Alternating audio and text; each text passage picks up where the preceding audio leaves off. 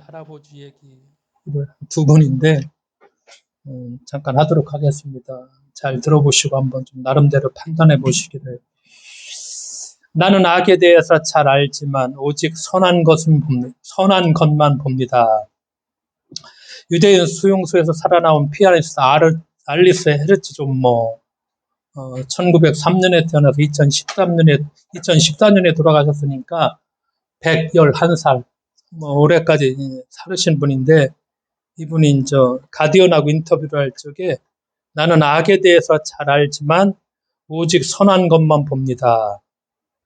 유대인 수용소에서 살아남은 피아니스트 알리스 헤르츠 존머가 한 언론과 했던 인터뷰 내용이죠. 알리스는 제2차 세계대전 중에 유대인 포로 수용소로 끌려갑니다. 수용소에서 그런 남편을 잃고서 홀로 살아남습니다. 젊었을 때 수용소에서 온갖 고생을 했지만 늙어서 할머니가 됐을 적에 이제는 오직 선한 것만 보겠다고 100세의 할머니가 가디언 지역 인터뷰에서 웃어 보입니다. 이 영국 가디언지에 실린 이 인터뷰가 유명해진 것은 영국의 편집자 다이애나 애슐리 자신의 책 어떻게 늙을까, 이건 우리나라에서 2016년에 번역해서 나온 책인데, 어떻게 늙을까에서 이 인터뷰를 언급하면서부터입니다. 다이애나 애슐리 노년에 행복하려면은 타고난 회복력이 필요하다, 이렇게 말을 합니다. 그래서 어떤 불행이 닥쳐도 비관적인 생각에 머물지 말고 좋은 것만 보려는 낙관적인 태도를 가져야 한다, 이렇게 다이애나 애슐리 얘기를 하죠. 세상의 어두운 면을 보는 것은 세상을 바꿀 수 있을 때나 도움이 되지 늙어서는 아무 소용이 없다는 것이 다이애나 애슐리의 지론, 어떻게 늙을까 해서 이렇게 얘기를 합니다. 다이애나가 그런 긍정적인 태도를 가진 노인으로 바로 이 알리스 헤르츠 존머 가디언 인터뷰를 여기서 인용하면서 이 알리스 헤르츠 존머 이야기가 정말 세상에 좀 많이 알려지게 되겠습니다. 근데 이제 이 알리스 헤르츠 존머가 이 가디언 인터뷰가 한국에 많이 알려지게 된 것은 우리나라의 소설가 김현수가 그 시절일기라는 책, 2019년에 나와 있는데, 시절일기에서 이 할머니들을 두 분을 소개하면서 이제 알리스 헤르츠 존머와 다이애나 애슐 이 두 할머니들을 소개하면서부터 아주 우리나라에서도 이제 이분들이 유명해졌습니다. 김현수가 시절일기에서 장래 희망이 뭐냐, 독자가 이렇게 물어봅니다. 그러니까 이 김현수가 할머니가 되고 싶다, 이렇게 대답을 합니다. 그러면서 세상에 멋진 할머니들이 참 많다면서 이 다이애나 애슐과 알리스 헤르츠 존머를 함께 소개합니다. 그러면서 역시 김현수가 알리스 헤르츠 존머의 그 가디언 인터뷰를 다시 이 책에서 인용을 합니다. 알리스 헤르츠 존머가 또 이렇게 고백을 하죠. 인생은 아름답습니다. 지극히 아름답지요. 그리고 늙으면 그 사실을 더 잘 알게 됩니다. 나이가 들면 생각하고 기억하고 사랑하고 감사하게 돼요. 모든 것에 감사하게 되지요. 모든 것에. 시절일기에서 김현수가 이렇게 이제 인용한 이 대목이죠. 김현수가 이제 이런 낙천적인 할머니들이 있어서 자기도 다시 장래를 희망하게 되었다고. 그래서 장래 희망이 웃는 눈으로 선한 것만 보는 할머니가 되었다, 이렇게 고백을 합니다. 김현수의 책을 읽어가면서 이렇게 늙을 수만 있다면 참 좋겠다, 그런 생각을 저도 잠깐 해봤는데, 그런데 세상에는 낙관적인 할머니만 있는 것이 아닙니다. 커트 보니컷이라는 이 할아버지인데 1922년에 태어나서 이분 2007년에 돌아가신 분인데, 낙관적이지 않은 할아버지도 있습니다. 알리스 헤르츠 존머가 겪었던 유대인 수용소에 비할 바는 아니지만 커트 보니컷은 미국의 소설가입니다. 이분도 세계대 2차 대전 때 참전을 합니다. 온갖 고생을 하죠. 커트 보니컷은 제2차 세계대전 때 이제 군에 징집되어 전장에 참상을 겪게 되고, 연합군의 폭격으로 이제 독일 드레스덴이 완전히 초토화될 적에 여기에서 이제 포로로 잡히게 됩니다. 그야말로 정말 죽을 고비를 넘깁니다. 그러면서 살아나죠. 그가 이렇게 전쟁에서 살아남아서 전쟁 때 겪은 그 참상이 그에게 엄청난 큰 상으로 남깁니다. 그러면서 이분이 그때 그 기억들을 되새기면서 쓴 책이 제오 도살장, 전쟁에 겪었던 그런 경험을 이 제오 도살장에서 다 녹여냅니다. 커트 보니것이 83세가 되어 2005년에 짧은 단상을 모아 나라 없는 사람이라는 책을 펴냅니다. 이 책은 우리나라에 번역이 됐죠. 이분이 2년 뒤에 돌아가시는데, 커트 보니것이 이분의 사상을, 이 책을 보면은 이분이 어떤 생각을 갖고 있구나 이걸 엿볼 수 있는 책인데, 이 커트 보니것이 이 책에서 뭐라고 얘기하느냐, 자신은 평생 유머를 가지고 세상을 보려 했다 이렇게 얘기합니다. 이 유머를 가지면은 끔찍한 세상을 조금 이렇게 한 발짝 물러서서 안전하게 바라보는 방법. 그래, 유머를 가지면 이렇게 바라볼 수 있겠구나 해서 유머를 가지고서 이제 평생 살아보려고 노력했다는 것이죠. 근데 이제 커트 보니것이 80을 넘어보니까 너무 많은 충격과 실망을 겪은 탓에 이제 더 이상 유머를 가지고 자신을 방어할 수 있는 그런 정도는 지났다. 이렇게 소개를 합니다. 그러면서 나라 없는 사람, 이것을 우리는 문학동에서 2007년에 번역돼서 나온 책인데, 커트 보니것은 그 책에서 늙어서서 세상의 어두운 면을 봅니다. 일부러 어두운 면을 보는 것이 아니라 세상에 어두운 면이 있기 때문에 어두운 면을 본다는 것입니다. 세상의 일부가 여전히 어두운데도 밝은 면만 보는 사람은 세상을 다 못 보는 사람이죠. 그러니까 보기 힘든 것이 있죠. 그 보기 힘든 것을 보는 가장 손쉬운 방법은, 그러나 가장 잘못된 방법은 보고 싶은 것만 보는 것이죠. 보고 싶은 것만 보는 사람은 그런데 정말 봐야 할 것을 보지 못하죠. 보기 힘든 것에 눈 감지 않고 봐야 할 것을 보는 사람, 이런 사람만이 삶의 진실에 가까이 다가갈 수 있죠. 그러니까 세상이 도대체 왜 이렇게 되어버렸느냐, 손자가 묻습니다. 커트 보니것에게. 그러니까 커트 보니것이 이렇게 대답을 합니다. 날 쳐다보지 마라. 그냥 이렇게 됐구나. 커트 보니것은 손자에게 세상이 좋은 것만 보라고 가르치지 않습니다. 그는 세상이 엉망이 되어버린 것에 대해서 정말 미안해합니다. 세상이 이렇게 엉망이 된 것, 이게 그의 탓은 아닐 것인데, 그는 오히려 망가진 세상을 조금씩 좋게 만들기에 정말 분투해온 그런 쪽에 속하지만은, 그래도 그는 손자와 독자에게 미안하다고 이렇게 얘기를 합니다. 내 손자뻘 되는 분들에게 용서를 구한다. 이 글을 읽는 여러분들 중 많은 사람이 내 손자들과 비슷한 나이일 것이다. 지금 지구는 엉망이다. 그러나 과거에도 항상 엉망이었다. 행복했던 시절 따윈 한 번도 없었다. 이렇게 커트 보니것이 고백을 합니다. 그러면서 커트 보니것이 변명하지 않습니다. 나 때는 그렇지 않았다고 거짓말하지도 않죠. 대신 그는 정말 안타까워합니다. 이렇게 되어버려서 정말 미안하다고 말을 합니다. 악은 알지만 선한 것만 보는 사람보다 악한 것에 눈 감지 않고 악한 것이 망쳐놓은 세상을 미안한 마음으로 바라보는 사람, 이것이 바로 커트 보니것이죠. 그러니까 악으로 고통받는 사람이 한 사람이라도 있는 한 선한 것만 보지 않겠다는 그런 결심. 회복되지 않은 세상에서 혼자 회복되는 능력을 얼마나 얄미운 것인가 하는 생각들. 그렇죠. 미안한 마음을 잃어버린 노년의 평화가 어쩌면 참 염치 없다 하는 생각도 갖게 되죠.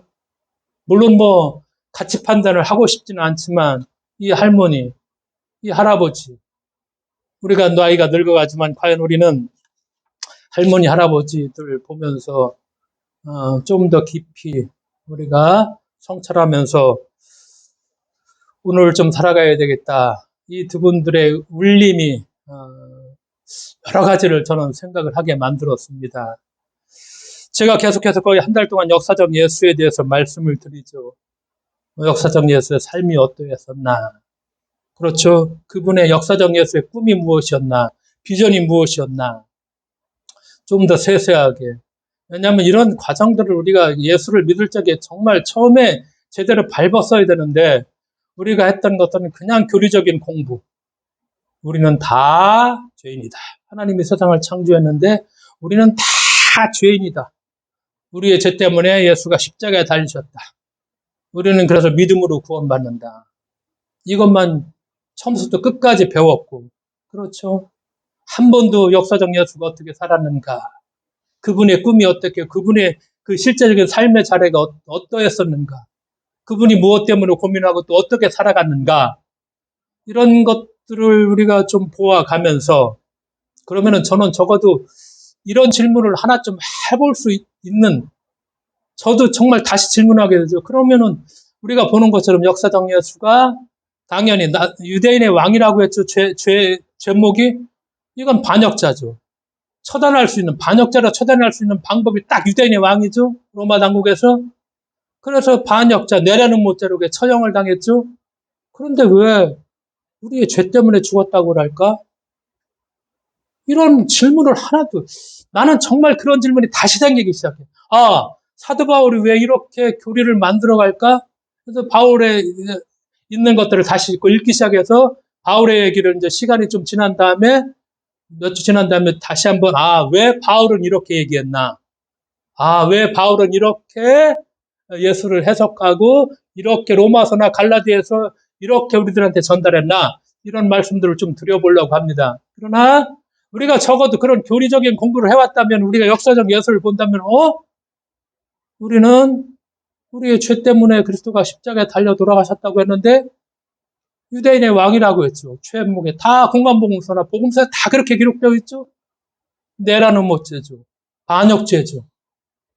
그래서 우리 보았던 것처럼 종교당국과 헤롯 정치가 그 당시 식민지 제국이었던 로마 제국이 합작해서 결국 예수를 죽일 수밖에 없었고, 그러면 내가 이적간 그렇게 10몇 년 동안 교리적으로 공부해온 것들, 이게 좀 다른데 왜 이런 궁금증을 한 번도 없을까? 그냥 예수를 믿는다고만 하고 그냥 살아가는 것일까?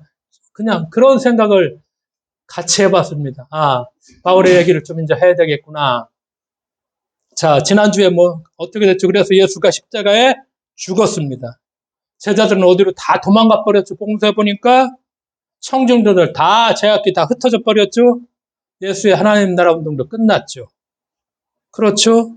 하나님 나라를 언급하는 사람들도 없고, 환자를 공짜로 예수처럼 무상 치유해 주는 사람도 없고, 함께 모여 공동 식사하는 사람도 없고, 갈릴리는 조용해졌고, 예루살렘도 조용해졌고, 모든 것이 다 끝났다.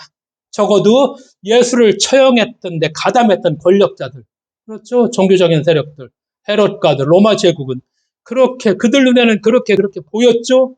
그러나 정말 끝난 것일까? 우리가 복음서 읽어보면 한결같이 예수님 십자가에 처형된 후 다시 살아났다 이렇게 전하죠. 부활했다고 말하죠. 그럼 대체 무슨 일이 일어난 것일까? 그러면 우리가 예수의 부활 전에 먼저 유대교는 일반적으로 부활을 어떻게 이해하고 있었을까? 이걸 좀 먼저 알아야 됩니다. 왜? 그래야지 유대교에서 말하는 부활과 우리 기독교에서 말하는 부활이 어떻게 다른가를 알 수 있다는 얘기죠. 이스라엘 역사의 1000년 동안에는 이스라엘 사람들의 사후의 삶을 믿지 않았습니다. 영혼의 불면이나 육체의 부활 믿지 않았죠. 그래서 우리가 구약 성서를 끊임없이 읽어가면 다 어떻게 얘기하죠? 다윗이 죽었을 때 어떻게 했다고 해요? 자기 열조에게로 돌아갔더라. 솔로몬 자기 열조에게로 돌아갔더라. 이스라엘 왕들이 다 죽었을 때 뭐라고 표현하죠? 자기 조상에게로, 자기 열조에게로 돌아갔더라. 이것이 우리가 구약 성경 읽어보면은 다 이렇게 표현을 합니다. 믿지 않았죠. 근데 이스라엘 나라 사람들이 부활 사상이 본격적으로 논의된 것이 BC 160년 안티오코스 에피파네스, 그러니까 그리스제국, 예를 들어서 알렉산더가 그 당시에 유럽을 다 통일하죠. 그런데 일찍 죽잖아요. 너무나 큰 제국이야. 그래서 셋이 나눠서, 알렉산더 밑에 있던 쉽게 말하는 장군들 셋이 나눠서 나라를 알렉산더가 제패된 그 거대한 제국을 나눠서 통치하게 했죠. 그런데 이 유대를 통치했던 사람이 누구냐? 안티오스 에피파네스, 아주 잔인한 사람이야.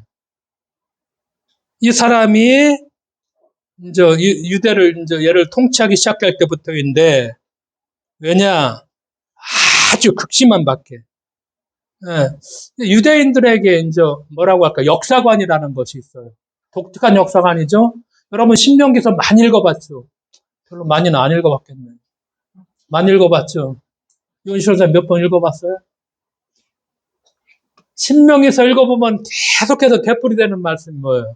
율법을 지키면 너는 어떻게 한다? 복을 받는다. 하나님의 말씀에 순종하면은 복을 받는다. 순종하지 않으면은 벌 받는다.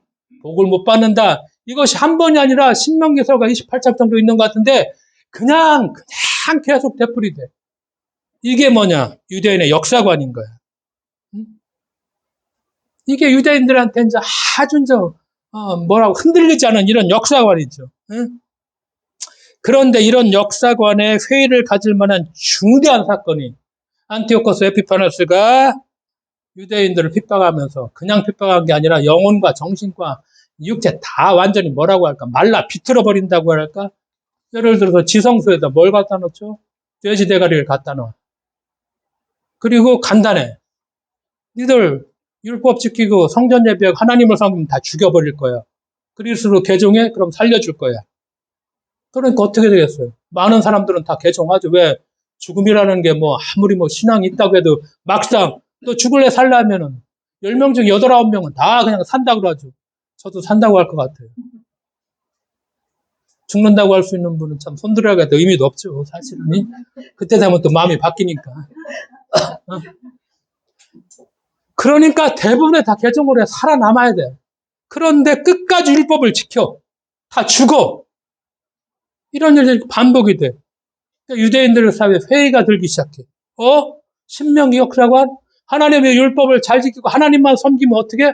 복을 받는다고 했는데 이게 지금 거꾸로 돌아가는 거야. 다 죽어버려.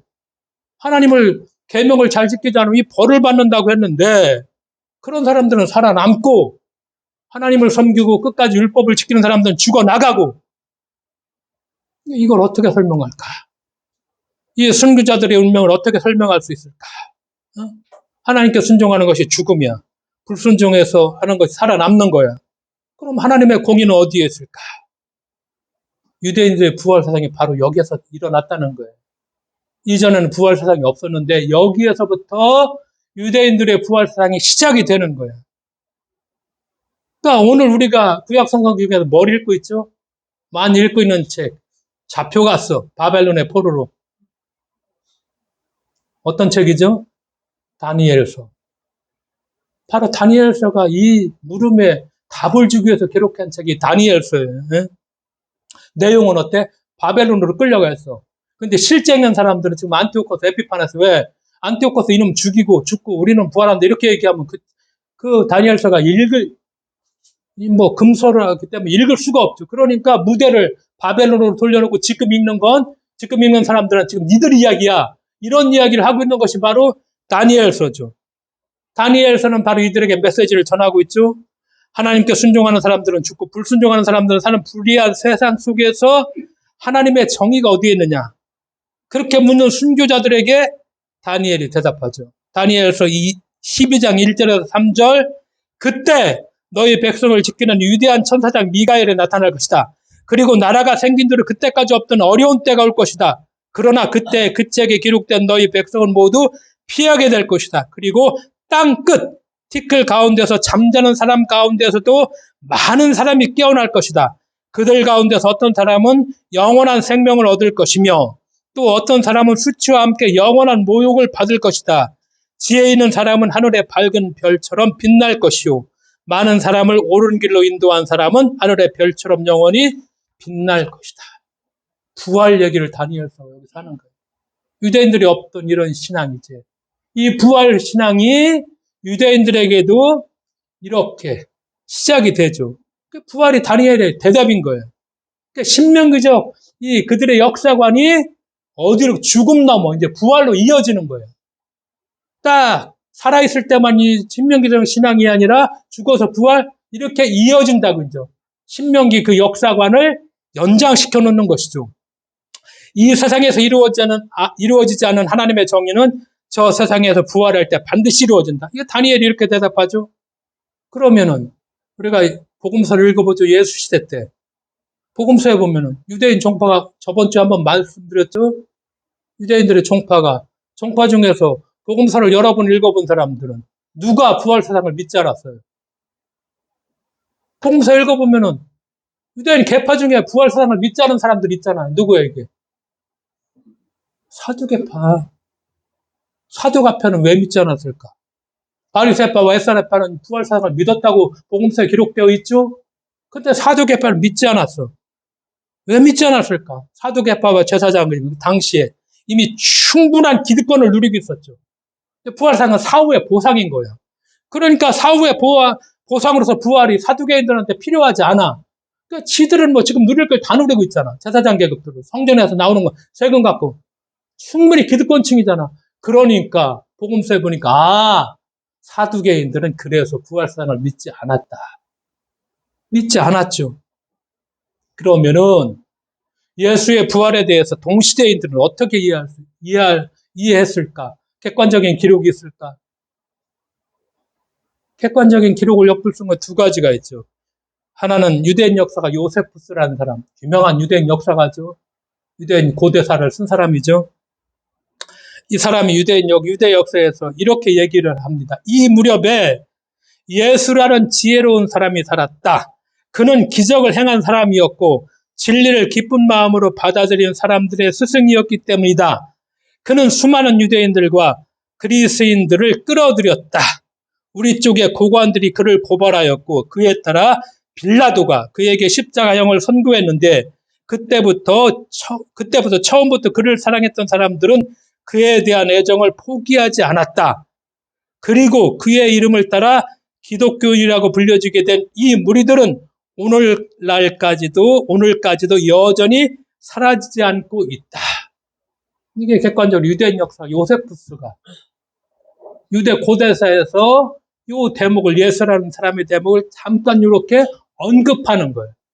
그 다음에 요세푸스 말고 여기서 요세푸스가 한 얘기 중에 중요한 게 두 가지가 있죠. 애정을 포기하지 않았다고 이 무리들은 오늘까지도 여전히 사라지지 않고 있다.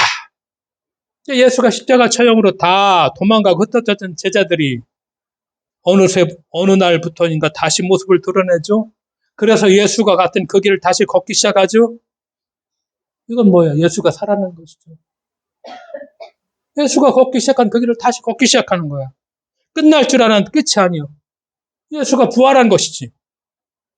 또 하나의 기록, AD 한 110년에서 120년에 쓰인 로마인 역사가 누구냐면 타키투스, 여러분 들어봤을까? 이 사람 연대기에 보면은 이 사람은 어떻게 예수에 대해서 얘기를 하느냐? 그리하여 이 소문을 잠재우기 위해 내려오는 대중들에 의해 기독교인이라고 불려지고 악덕으로 인해 미움을 사고 있던 일단의 사람들을 범인으로 지목하고는 용이 주도하고 잔혹하게 처형했다. 이 이름의 창시자인 그리스도는 티베리우스 때 본디오 빌라도 지방 행정관의 판결에 의해 사형을 당했는데 이 해로운 미신은 잠시 주춤했다가 이제는 이 질병의 본산지인 유대에서뿐만이 아니라 세상의 온갖 끔찍하거나 수치스러운 것들이 다 모여들고 유행하는 수도는 로마죠. 한 번 더 터져 나오려는 찰나에 있다. 이게 타케투스의 기록이에요. 유대인 로마 역사가 110년에서 120년 요 사이에 타케투스가 이렇게 기록을 하고 있죠. 그러니까 이 해로운 미신이 잠시 주춤했어. 왜? 예수가 십자가에 처형했으니까. 근데 이제는 유대에서뿐만이 아니라 수도에까지 한 번 더 터져 나오려는 찰나에 있다. 그러니까 십자가 처형의 충격으로 예수의 하나님 나라 운동이 잠시 주춤하더니 근데 이제 이 운동이 유대인에게만이 아니라 로마 제국의 수도 로마에까지 퍼지기 시작했다. 이게 타케투스의 기록이죠. 예수를 십자가에 처형하면 끝날 줄 알았는데 끝이 아니었어. 네르웨의 십자가형 못지않은 잔인한 그런 죽음을 당했는데도 예수의 길을 이어가는 사람들이 계속 나타났고 이제 예수의 하나님 나라 운동이 어디까지 퍼져나가서 이제 심장부인 로마까지 퍼져나간 거예요. 이렇게 기록하고 있죠. 그래서 우리가 부활의 종교 얘기하죠. 그러면은 예수가 부활하는 것을 어떻게 확인할 수 있을까? 이건 뭐 주관적인 문제이기도 하지만 그러나 이 문제는 또 한번 얘기를 해야 돼요. 제자들이 부활한 예수를 만났다면 그가 예수인 줄 알았나요? 그러니까 복음서를 쭉 읽어보면은 상식적으로 예수와 동행했던 제자들은 부활한 예수를 금방 알아보았을 것이라 생각하지만 그렇지 않았던 것으로 보이는 게 많이 나오죠. 예를 들어 마가복음 16장 12절 예수의 두 제자가 시골로 내려가다가 예수를 만나는데 그 예수는 다른 모습으로 그들에게 나타나셨다고 전한다.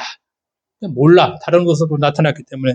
누가복음 24장 16절 잘 아는 엠마오로 내려가는 두 제자 얘기죠. 예수의 두 제자가 예루살렘에서 11km 정도 떨어진 엠마오로 가는 도중에 예수를 만난 이야기를 전하고 있는데 그들은 눈이 가리워서 예수를 알아보지 못했다. 이렇게 말씀하죠. 요한복음 20장 14절. 마리아는 예수의 무덤 앞에서 부활한 예수를 만나지만 그분이 예수인 줄 알지 못하였다. 이렇게 얘기하죠. 그리고 요한복음 21장 4절에 갈릴리 바다에서 예수가 나타나죠. 근데 제자들은 그가 예수인 줄 알지 못하였다. 그러니까 이 모든 기록의 공통점은 뭐냐? 예수의 얼굴을 알고 있던 사람들이 부활한 예수를 보고도 그가 예수인 줄 몰랐다는 것입니다. 그게 어떻게 된 걸까? 왜 제자들은 부활한 예수를 보고도 그가 예수인 줄 몰랐던 것일까? 대답은 하나죠. 부활한 예수는 생전에 그 예수가 아닌 것이죠. 그러니까 예수가 얼굴을 변장해서 못 알아본 것이 아니라 사람 자체가 다른 것이죠. 그러니까 이렇게 이걸 좀 더 깊이 생각해 보면은 위에 계신 네 경우에 나타나는 부활한 예수가 모두 다른 사람일 수도 있죠. 그런데 그 사람들에게서 다시 사신 예수를 만나게 된 것이죠. 누군가에게서 예수가 다시 살아난 것을 알게 됐다는 것입니다. 이 메시지를 참 중요하죠. 이 메시지가 복음서들이 한결같이 이렇게 복음서마다 이 메시지를 전하고 있죠. 그러면 예수의 얼굴을 갖지 않은 그들이 다시 살아난 예수인 것을 어떻게 알게 되었을까? 우리가 복음서들이 주는 한번 암시를 살펴보자고. 누가복음 엠마오로 가는 이야기, 두 제자가 엠마오로 가죠. 최근 예루살렘에서 처형된 예수 이야기를 예수 함께 하고 가요. 그런데 상대방이 예수인 줄 몰라. 그런데 저녁이 돼요. 초청하죠. 그 제자들이 같이 있었던 예수인 줄 모르고 저녁 먹고 가자.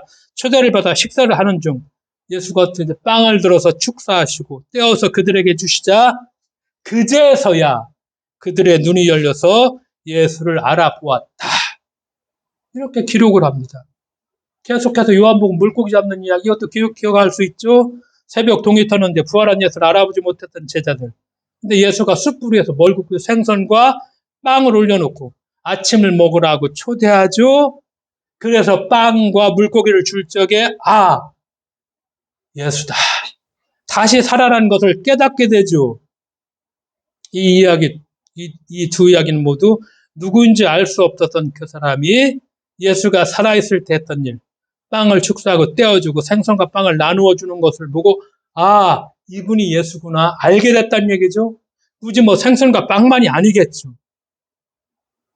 그러니까 십자가 처형의 충격으로 모두가 지하로 잠적하거나 고향으로 되돌아간 상태에서 누군가가 하나님 나라를 다시 가르치기 시작하고 예수의 무상으로 치유해 주죠. 그리고 무상의 공동 식사 이것을 계속해서 이어가기 시작했다면 그리고 그 일을 위해서 죽음도 맞이하지 않았다면은 사람들은 예수가 다시 살아나기 시작한 것을 당연히 느꼈을 것이죠.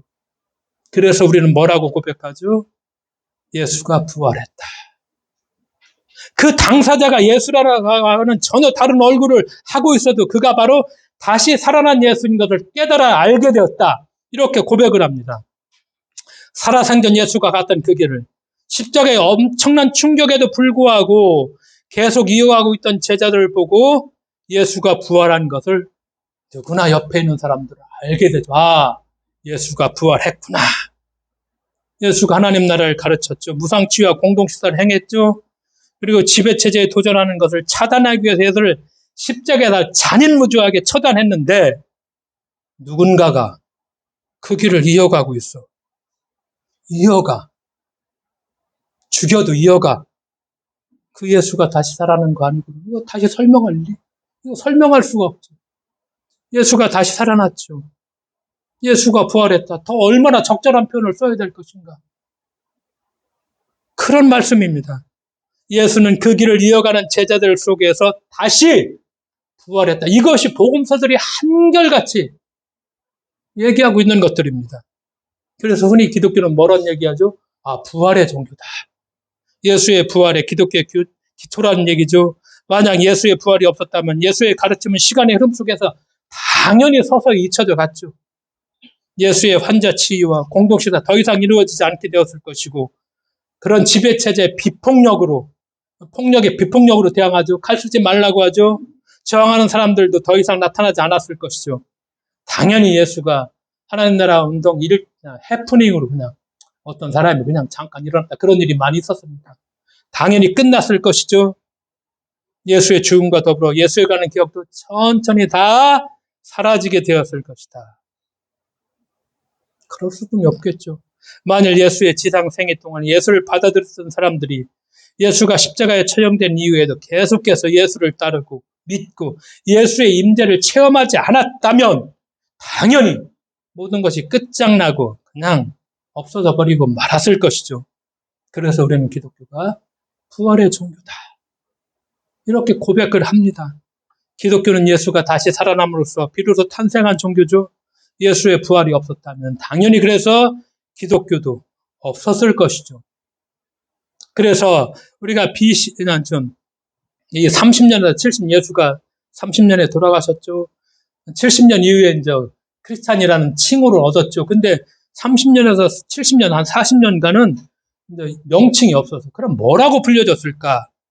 이때 예수 믿는 사람들 70년 이후에는 안디옥 교회에서는 비로소 크리스찬이라 이런 명칭이 붙여졌는데, 그럼 그 전에 30년에서 70년, 40년 동안은 이 사람들, 예수 따라가는 사람들을 뭐라고 불렀을까? 길을 따르는 사람들. 이렇게 불렀습니다. 저 예수의 길을 따르는 사람들. 예수의 길을 따라 예수와 같은 길을 가는 사람들. 이렇게 불렀습니다. 예수와 같은 길을 가는 사람들. 그렇죠. 근데 오늘 우리는 어떻게 만들었죠? 예수를 교리 속에 그냥 막말로 처박아 놔버렸어요. 그냥 교리 속에서 그냥 모셔놨어, 그냥. 박제된 예수예요, 그냥. 예? 어떤 의미에서 우리가, 예? 그러니까 교리만 공부해. 암기 위주. 성경은 암기가 아니죠. 하나하나 그때그때마다 암기에 따라서 성경 말씀은 주는 그리스도의 살아계신 하나님이다, 아들이시다 했다면 이 말씀이 내가 5년 전 고백했을 때랑 3년 전 고백 의미가 또 전혀 다르게 다가옵니다. 왜? 살아있는 말씀이라. 그때 내가 경험하는 말씀이 다르죠. 그런데 그걸 암기해서 억지로 뚫어 맞추고 해서 무슨 도움이 될까? 우리가 이제 좀 남의 이야기가 아니라 내 이야기로 예수를 한번 말해보자는 것입니다. 내 이야기로.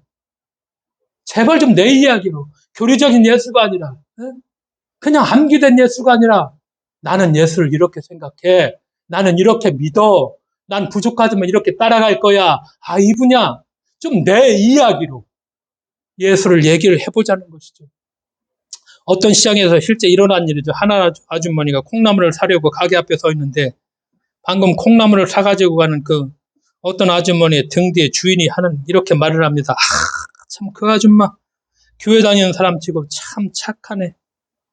얼핏 들으면 참 하나 아줌마를 칭찬하는 말처럼 들리지만 기독교인들이라면 사실 대성통곡할 일이죠. 왜?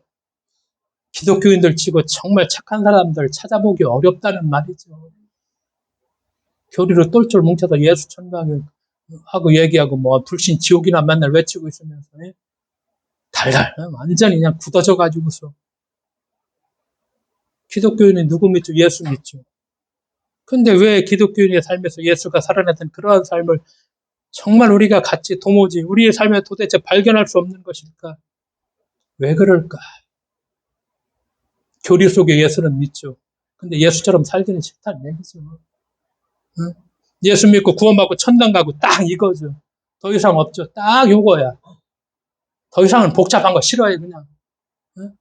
그리고 교리로서 방어를 해버리고. 예수 믿고 예수처럼 살려고 한다면 싫다라고 얘기하죠. 근데 처음에 예수의 길을 갔던 처음에 그 사람들이 그렇게 간증합니다. 그렇게 고백합니다.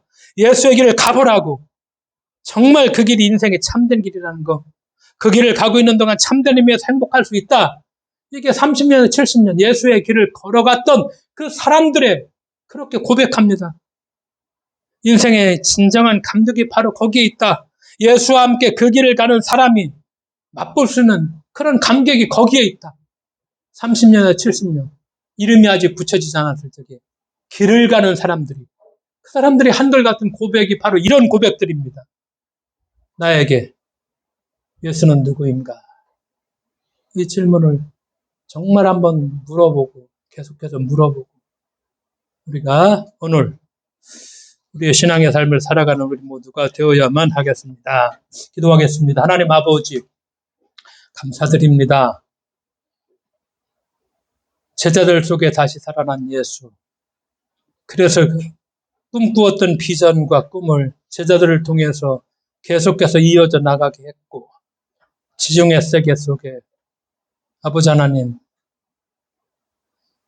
오늘 우리가 이 예수의 얘기를 다시 얘기하고 들으면서 나에게 예수가 누구인가 묻고 우리가 주체자로서 대답할 수 있도록 주께서 동행해 주실 것을 믿으며 예수님의 이름으로 기도드리옵나이다.